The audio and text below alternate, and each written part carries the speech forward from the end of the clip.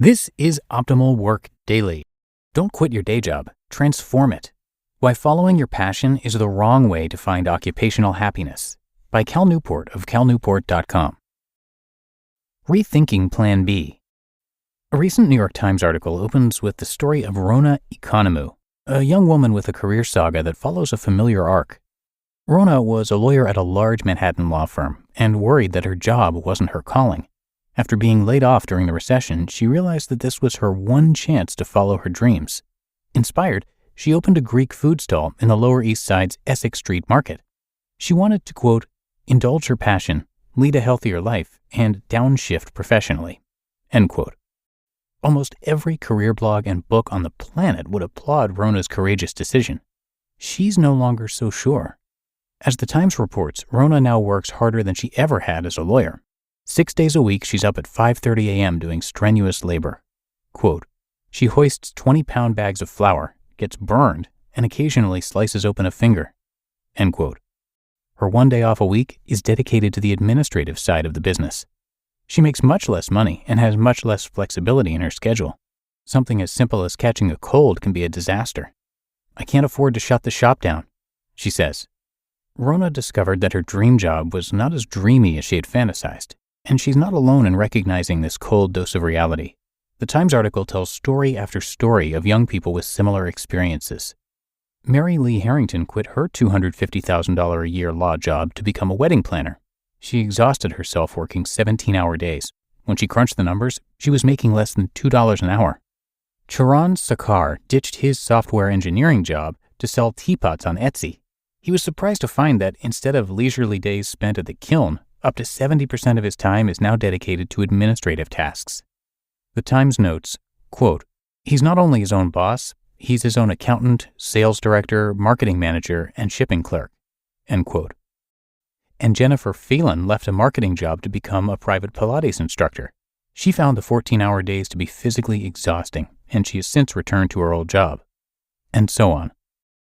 A better approach.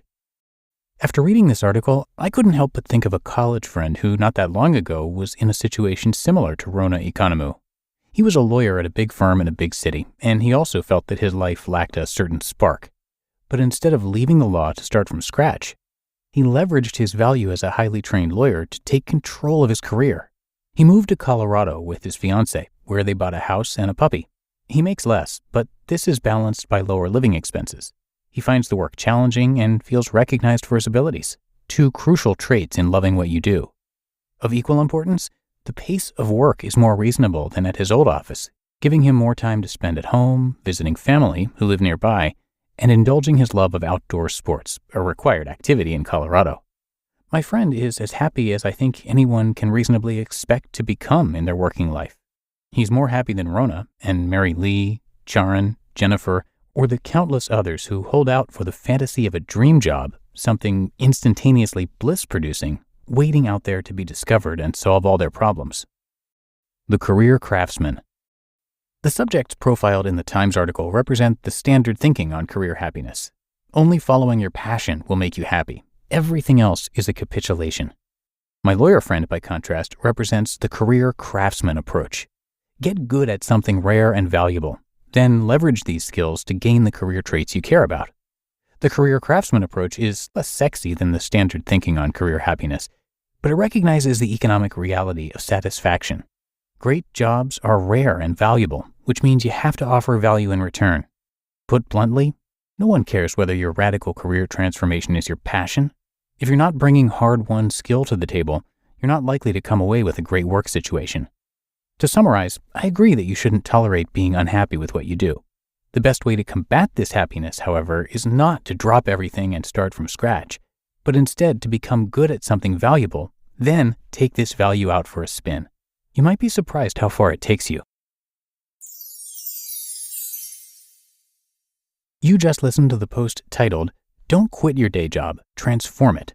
Why Following Your Passion is the Wrong Way to Find Occupational Happiness, by Cal Newport of calnewport.com. And thank you to Cal, who is a popular writer with a book that's being talked about everywhere, it seems. That's Deep Work, one of 6 self-improvement books that he's written. He completed his undergraduate studies at Dartmouth College in 2004, then got a PhD from MIT in 2009 in computer science.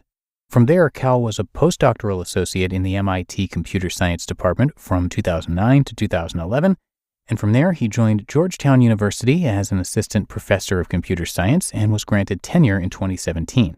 His work focuses on distributed algorithms in challenging network scenarios, so he's a pretty smart guy. And again, he's got multiple popular books that are worth checking out, and of course his blog called Study Hacks.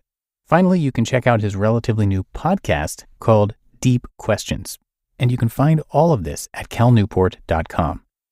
But I think that does it for today. I thank you so much for being here and for clicking subscribe or follow on whatever podcast app you're using.